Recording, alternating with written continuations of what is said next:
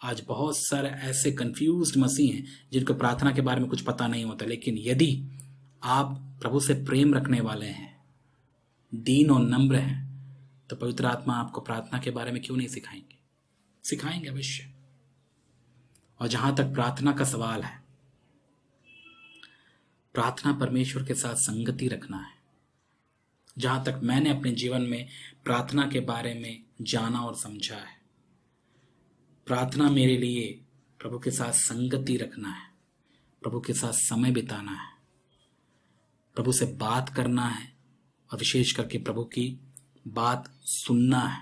ये सारी बातें आती हैं। समझ में आ रहा है आपको? यहां पर मुख्य था यहूदा ने उनको बताया प्रार्थना तुम्हें करना है, लेकिन कैसे? पवित्र आत्मा में प्रार्थना करते रहो। इसका मतलब क्या है? पवित्र आत्मा में प्रार्थना करने का मतलब,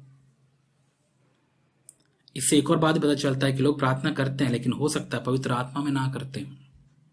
उदाहरण, यदि आप संसार के लोगों को देखें, क्या अभी लगता है आपको पवित्र आत्मा में प्रार्थना करते होंगे? नहीं, बिल्कुल नहीं।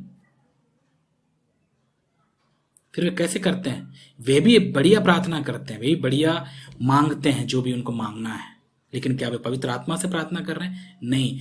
पवित्र आत्मा से प्रार्थना करने का मतलब है पवित्र आत्मा की इच्छा अनुरूप या इच्छा अनुसार प्रभु से, क्या प्रभु के साथ समय बिताना, या फिर उसकी इच्छा को जानते हुए उसके अनुसार आपको मांगना।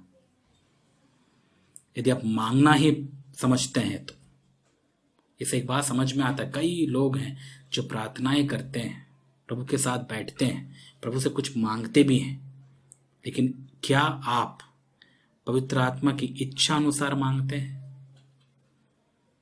या फिर आप बस अपने स्वार्थी चीजों को, जैसे संसार के लोग परमेश्वर से मांगते हैं वैसा आप भी करते हैं? बताइए, आप टटोलिए अपने आप को, आपकी प्रार्थनाएं कैसी? और यहां पर यहूदा मुख्यतः ये बता रहा है कि तुम्हें इस माहौल में जहां पर झूठे शिक्षक और प्रचारक बहुतेरे हैं, अपने विश्वास में उन्नति करना है, अपने विश्वास में तुमको फोकस्ड रहना है, और दूसरी बात प्रार्थना करते रहना है, पवित्र आत्मा की इच्छा को जानते हुए प्रार्थना करते रहना है। पवित्र आत्मा आपसे क्या चाहते हैं, उन चीजों को ध्यान में रख के पवित्र आत्मा में होकर, उसके अभिषेक में होकर, पवित्र आत्मा से भरकर आपको प्रार्थनाएं करना है। भटकना नहीं है आपको। जब तक आप पवित्र आत्मा में रहेंगे आप सुरक्षित हैं, और पवित्र आत्मा आपको गाइड करेंगे क्या आपको मांगना है, क्या आपको नहीं मांगना है। और ये बातें मेरे प्यारे भाई और बहन, आप जब प्रभु में बढ़ते जाएंगे आपको समझ में आएगा कि आप कैसे प्रभु में, आप विश्वास में जब उन्नति कर रहे हैं, आपकी प्रार्थनाओं में एक बदलाव आपने देखा होगा। पहले आप प्रभु में जब नए नए थे, आपको जो मन में आता था आप मांगते रहते थे, विशेष करके जैसे संसार के लोग होते हैं। आज संसारिक मसीह, पता है कैसे? संसारिक मसीहों को आप कलीसिया में आराम से पहचान सकते हैं उनकी प्रार्थनाओं के जरिए। जब वे प्रार्थनाएं करते हैं बस संसारिक चीजें मांगते रहते हैं, संसारिक चीजें ही मांगते रहते हैं। प्रभु मुझे कार चाहिए, प्रभु मुझे घर चाहिए, प्रभु मुझे उससे शादी करना है, प्रभु मुझे ये चाहिए, मुझे मोबाइल नहीं है, अब तो मेरा मोबाइल पुराना हो गया, अब मुझे आईफोन चाहिए। और हम इन्हीं चीजों के पीछे पड़े रहते हैं। इससे समझ में आता है, आप देखकर हैरान मत होइए, ऐसे लोग हैं कलीसियाओं में। उनकी प्रार्थनाओं से समझ में आता है कि वे लोग हैं क्या। लेकिन पता है, जो प्रभु को पाकर संतुष्ट हो जाता है, पता है क्या कहेगा? प्रभु और मैं क्या लूं आपसे, मुझे यीशु मसीह मिल गया, और मैं क्या चाहता हूं? कुछ नहीं। और वो प्रार्थना करेगा, प्रभु मुझे आपके जैसा जीने के लिए अनुग्रह दे, आपकी महिमा हो मेरे जीवन से, इसलिए मुझे अनुग्रह दे, आपकी आज्ञाओं के अनुसार जीने के लिए मुझे अनुग्रह दीजिए। ये है प्रार्थनाएं। यहां पर, और जब हम ऐसी प्रार्थनाएं करते हैं तभी हम परमेश्वर की इच्छा को समझ पाते हैं, और जब परमेश्वर की इच्छा को समझ पाते हैं तब हम इस संसार के धोखे से हम बच पाते हैं, बच सकते हैं। पता कौन संसार के इस धोखे से या संसार में होने वाले इन झूठे प्रचारकों के धोखे से बच सकता है? जो फोकस्ड है। पहली बात यहां पर देखिए, इसको कनेक्ट करना है आपको उन बातों से। जो फोकस्ड हो, अपने विश्वास में ही उन्नति कर रहा हो, उस रिश्ते में या उस रिश्ते को ही सबसे इंपॉर्टेंस देकर, उसको महत्व देकर उसी में ही बढ़ रहा हो। और दूसरी बात, पवित्र आत्मा की इच्छा के अनुसार वो प्रार्थनाएं करता हो या पवित्र आत्मा में होकर वो परमेश्वर के साथ समय बिताने वाला हो, वही है जो इन झूठे शिक्षाओं से या इन झूठे शिक्षकों और प्रचारकों से बच सकता है।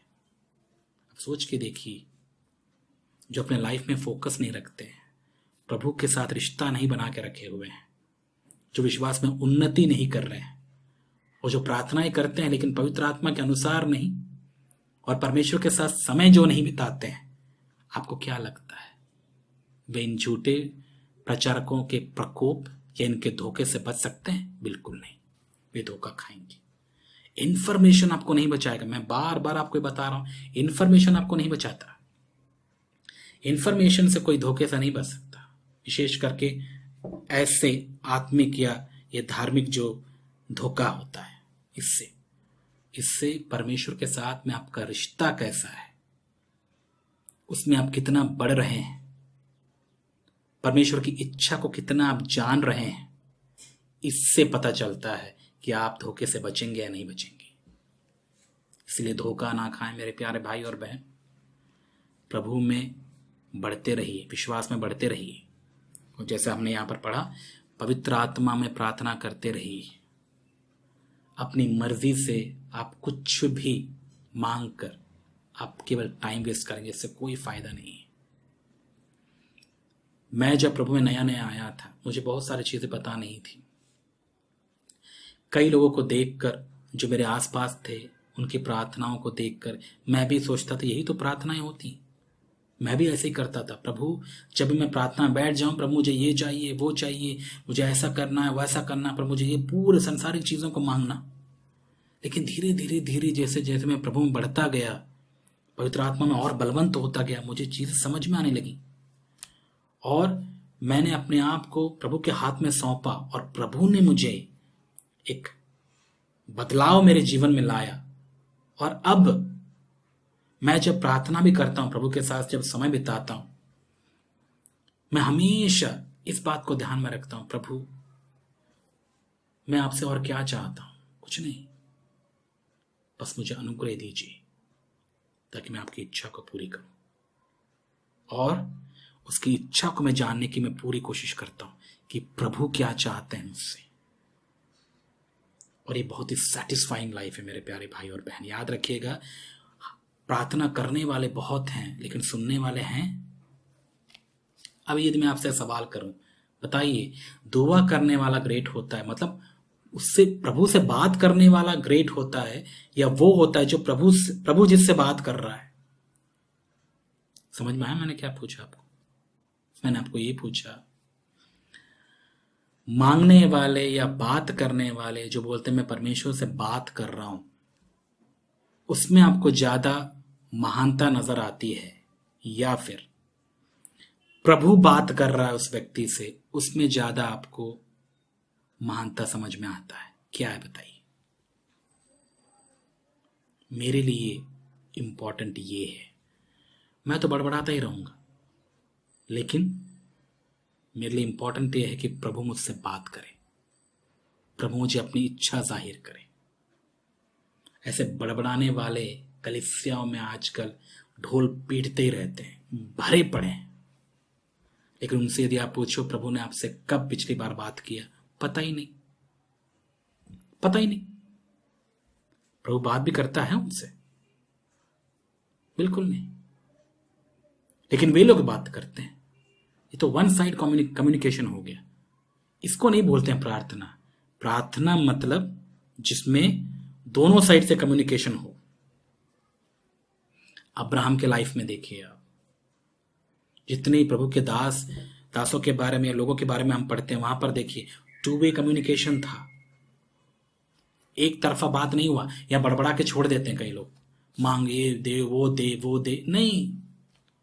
आप जब प्रार्थना में बैठते हैं, प्रभु के साथ समय बिताते हैं, आपका कम्युनिकेशन कैसा होता है? दो तरफा होता है, एक तरफा ही होता है?